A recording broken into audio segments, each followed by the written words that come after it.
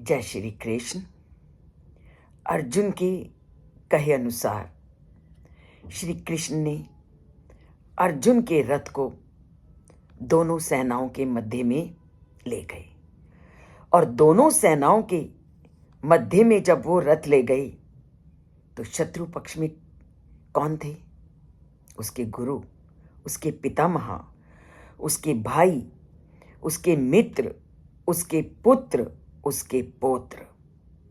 और जैसे ही शत्रु पक्ष में इन लोगों को देखा तो अर्जुन की क्या स्थिति हुई होगी उसका वर्णन हम आज के श्लोक में करेंगे।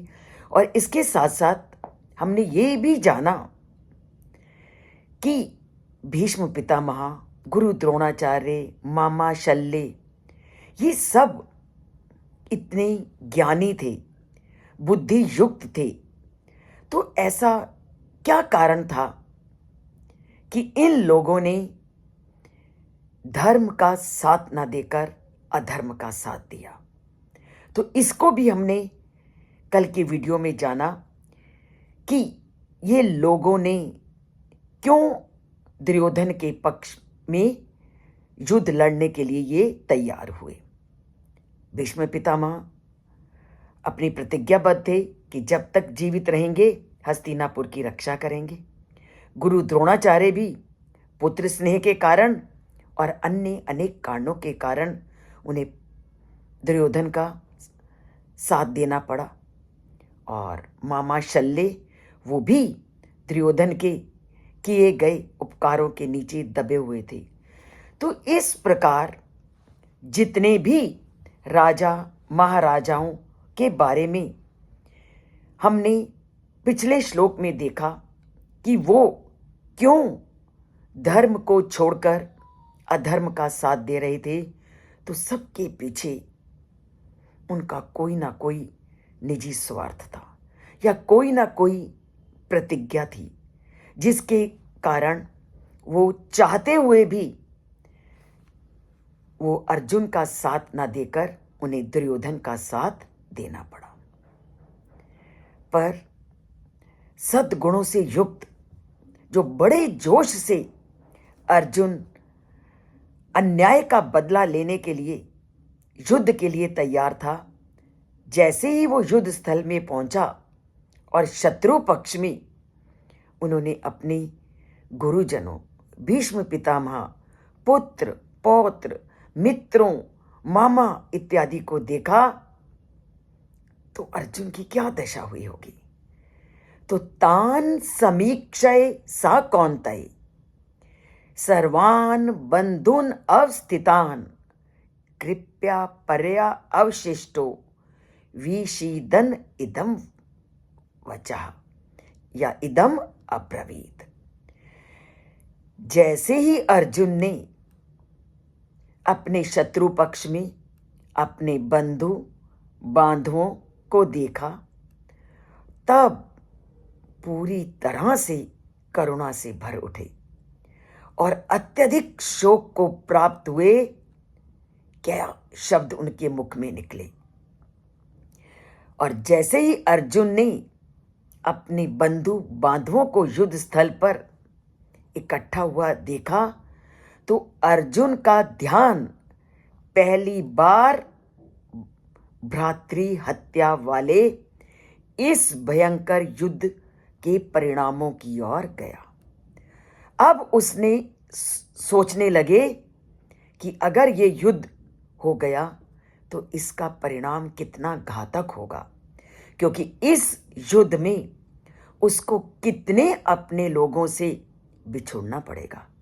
इस युद्ध के कारण उसके सिर पर हाथ रखने वाले भीष्म पितामह का भी अंत हो सकता है, उसके पूजनीय गुरु द्रोणाचार्य का भी विनाश हो सकता है, मामा शल्य और अपने भाई, इन सब का विनाश जब उसको सामने दिखाई देने लगा तो पूरी तरह से वो विचलित हो गए।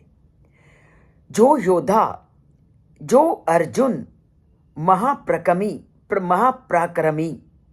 युद्ध लड़ने के लिए पूरी तरह से तैयार था और जिसके मन में पांडवों के प्रति किए गए अन्यायपूर्ण व्यवहार का बदला लेने के लिए शत्रुओं को मौत के द्वार पर पहुंचाने के लिए वो पूरी तरह से तैयार था, पूरी तरह से तैयार। वो अर्जुन अब पूरी तरह से टूट चुका था। उस अर्जुन के हृदय अचानक परिवर्तित हो गया और ये स्वाभाविक ही है। आप कितने भी जोश में आ जाओ कि मैं ये कर दूंगा, मैं ये कर दूंगा, पर जैसे ही आप अपने बंधु बांधवों के प्रति वैसा व्यवहार होते देखते हो या मैं वैसा व्यवहार होते देखती हूं, तो मेरा उस समय अपने मार्ग से विचलित होना और बंधु और बांधवों के प्रति स्नेह का उमड़ना स्वाभाविक है।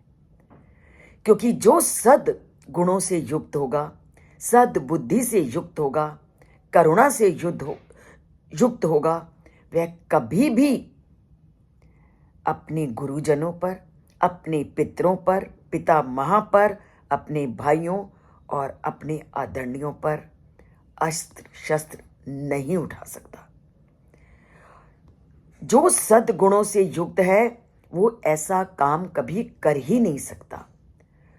और अर्जुन इन्हीं सद्गुणों से युक्त थे और इन सद्गुणों से, सद्वृत्ति से युक्त होने के कारण वह जब शत्रु पक्ष की ओर से इकट्ठे हुए अपने कुरु बंधु बांधवों को देखता है तो अर्जुन का हृदय शोक से युक्त हो जाना, शोक में डूब जाना स्वाभाविक था और उसकी बुद्धि का भी घूम जाना स्वाभाविक था। और वह जो अपने कर्तव्य का पालन करने के लिए निडर था, उसकी उस निडरता ने जब शत्रु पक्ष में अपने बंधु बांधवों को देखा तो उसकी वो निडरता कायरता में बदल गई।